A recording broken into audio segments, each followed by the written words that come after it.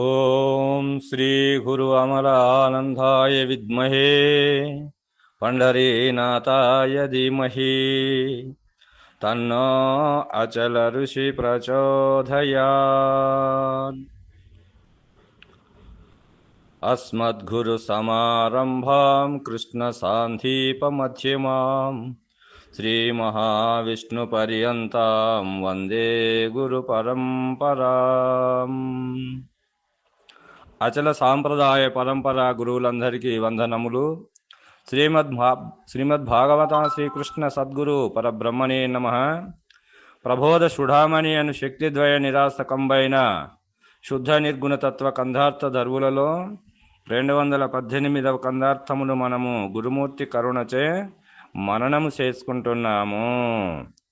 ఏమంటున్నాడు ఈ కందార్థములు అనంటే, పరిపూర్ణ మెరుకలివియని ఎరుగని బయలందు లేని ఎరుక తనకు తా అరుదల్చి గురు శిష్యుల తిరుగున మాట్లాడి రెంట్ని తెలిసి తాజనును ఆపై మాట పలికేదేది కాను అరమారలేక నేనెరిగించినట్టి ఈ గురుబోధ పాత్రుల నెరుగాక తెలిపేవో తెలిసి తాజనును ఆపై మాట పలికేదేది కాను. ఇక్కడ పరిపూర్ణమంటే ఏమిటి, ఎరుక అంటే ఏమిటి అని, పరిపూర్ణమునకు తెలియదు. పరిపూర్ణము తనను తాను తెలుసుకుంటుందా అంటే తెలుసుకోదు. మరి ఎరుకనేమన్నా తెలుసుకుంటుందా అంటే తెలుసుకోదు. ఒకవేళ అది తెలుసుకున్నట్లయితే అది పరిపూర్ణము అనబడదు, ఎరుకే అని అనాలి. ఎందుకనగా ఎరుకనగా ఎరిగేటిది. పరిపూర్ణమును తెలుసుకోవాలన్నా ఎరుకని తెలుసుకోవాలన్నా కూడా ఎరుకనే. కాబట్టి ఎరుక తనను తాను ఎరుగుతుంది. మరి పరిపూర్ణమును కూడా గురుముఖత అది తెలుసుకుంటుంది. కాబట్టి దాని యందు మరి ఈ ఎరుక యందు శబ్ద స్పర్శ రూప రసగంధములనేటువంటివి ఉండవలే.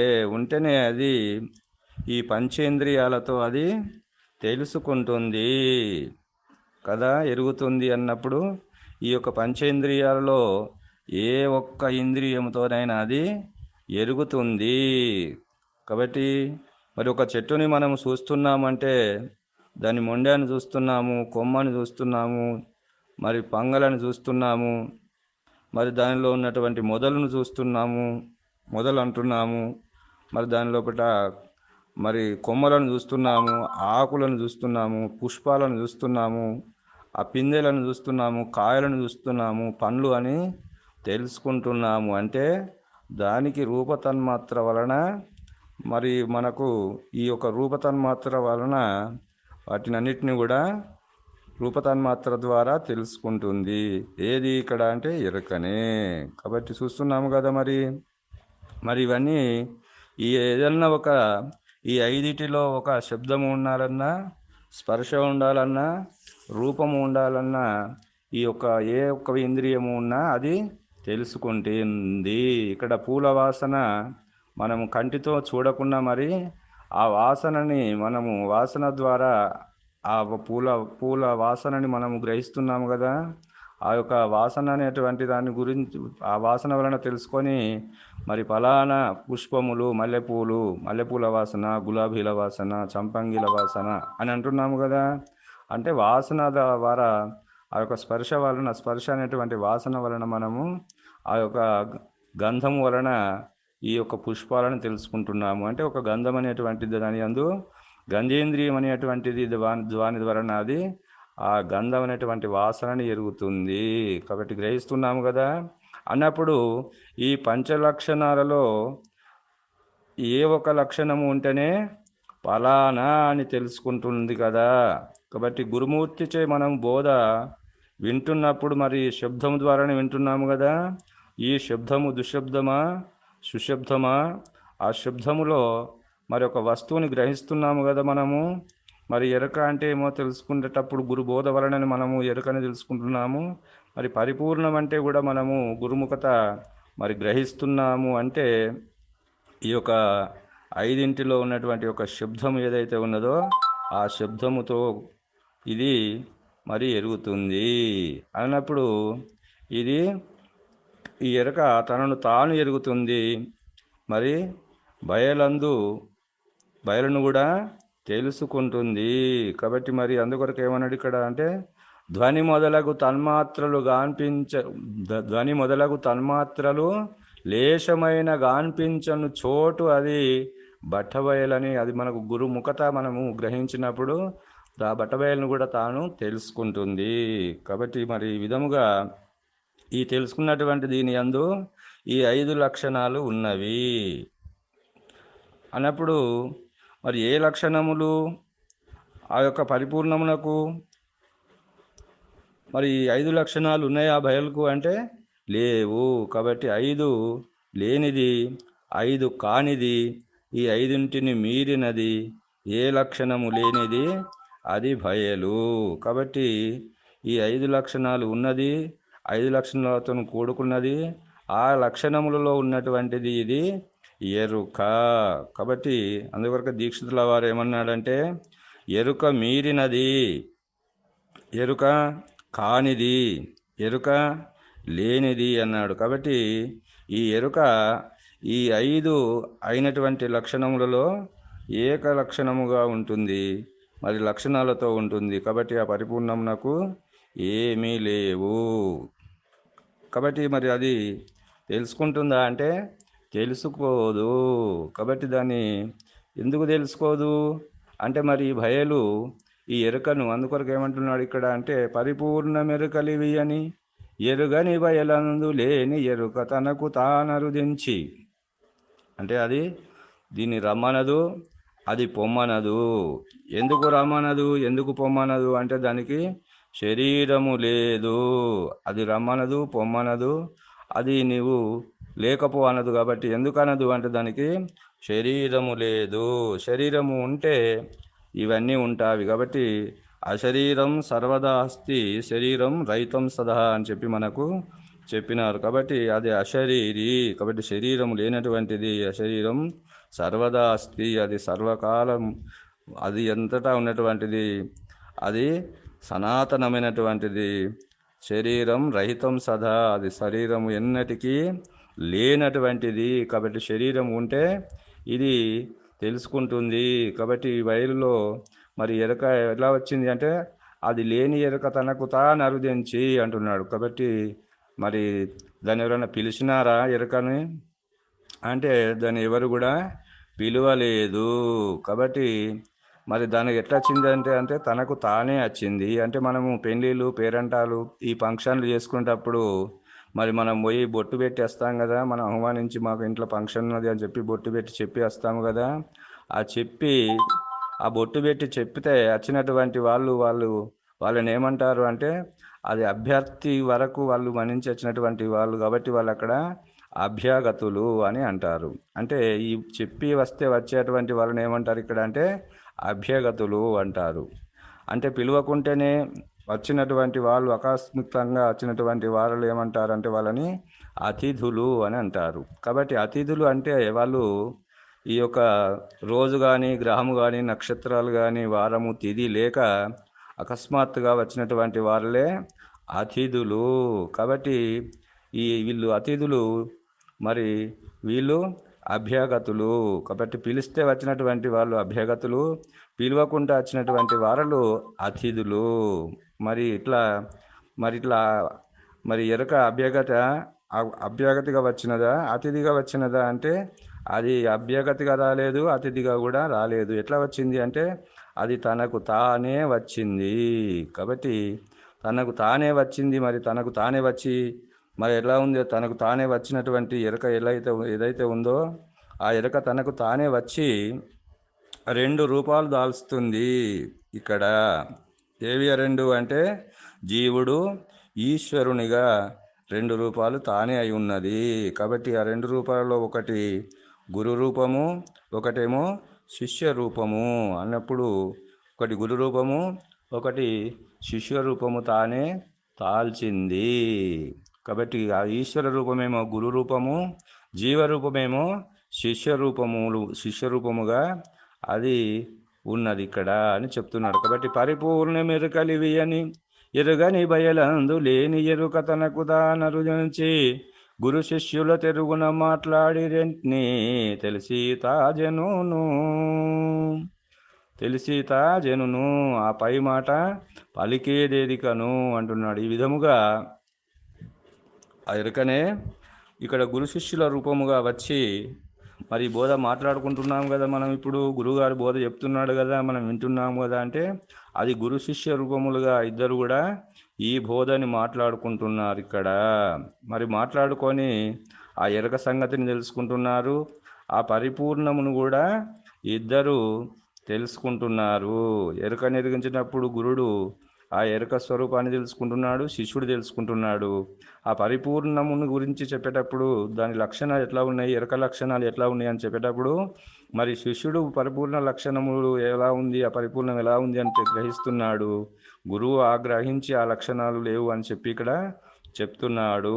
కాబట్టి ఇద్దరు తెలుసుకున్న తర్వాత ఆ ఇద్దరు కూడా లేకపోతున్నారు. ఎందుకంటే వీరు మరి మొదలున్నారా అంటే లేరు.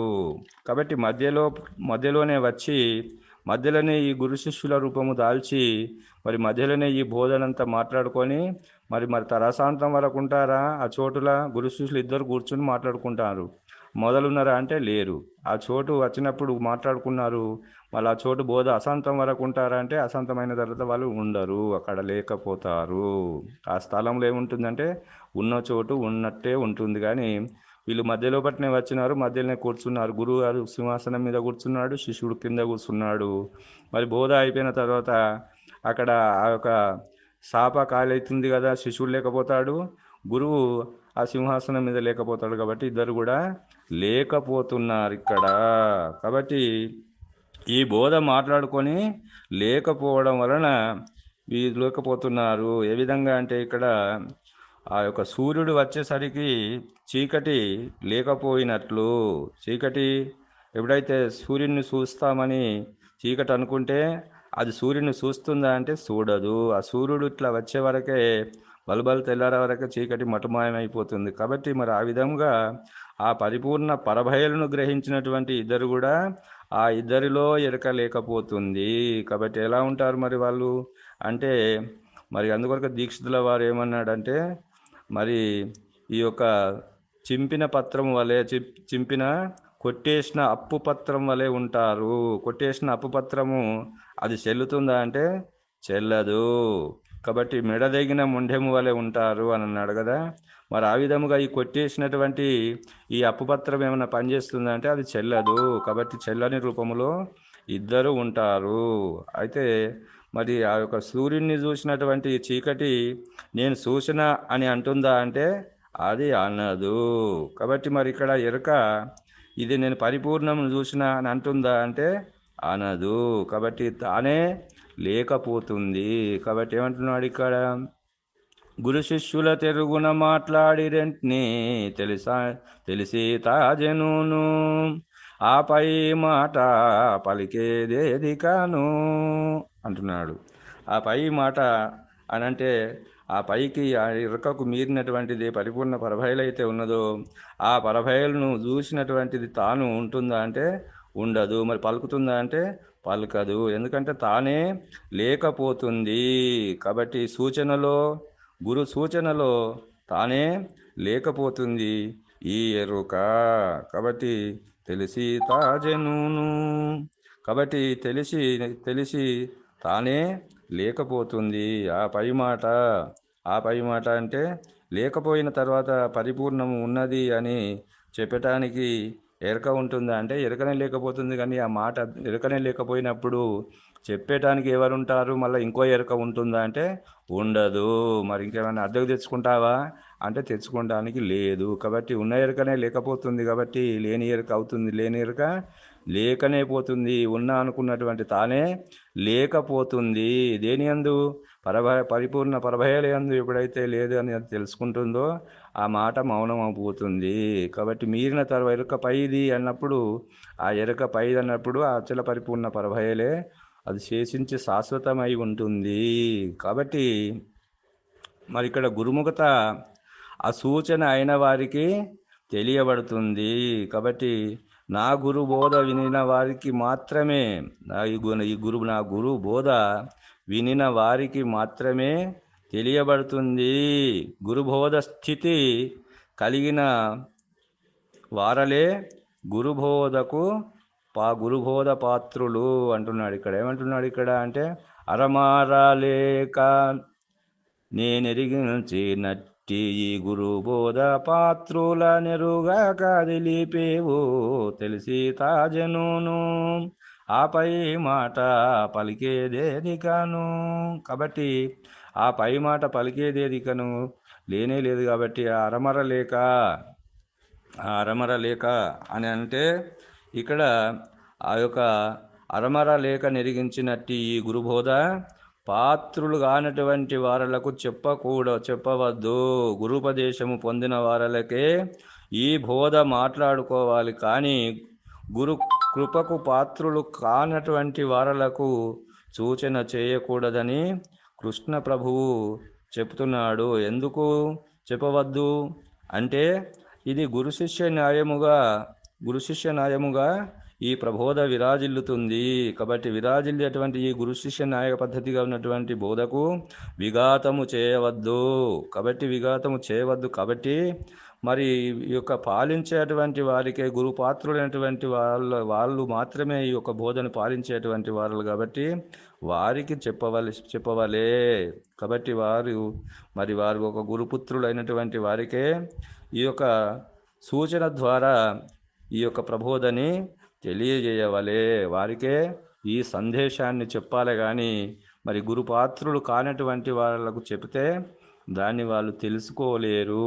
కాబట్టి ఈ గురుబోధ పాత్రులైనరుగాక తెలిపేవు తెలిసితా జనును ఆ పై మాట పలికేదికను. కాబట్టి గురుపుత్రులు కానటువంటి వారలకు ఈ ప్రబోధని చెప్పరాదు. కాబట్టి ఈ గురుపుత్రులైనటువంటి వారికే, గురుపదేశమైనటువంటి వారలకే ఈ యొక్క గురు శిష్యుల బోధ. కాబట్టి గురు శిష్య న్యాయ బోధ. కాబట్టి గురు శిష్య న్యాయం అనేటువంటి ప్రబోధ విధానము మాత్రమే ఇది గురు శిష్యుల మరి మధ్యలోనే ఇది విచారించి మరి లేకపోయేటువంటిది, ఇరువురి లోపల కూడా ఎరక లేని స్థితి కలిగేటువంటిది. అలాంటి గురు ఆరుడ స్థితి కలిగినటువంటి వారలకే, ఈ కృపకు పాత్రులైనటువంటి వారలే ఈ బోధని మాట్లాడుకోవాలి. కానీ గురు కృపకు పాత్రులు కానటువంటి వారలకు ఈ బోధ తెలియజేయవద్దని ఇక్కడ కృష్ణ ప్రభువులు ఈ యొక్క గురు శిష్య న్యాయానికి విఘాతము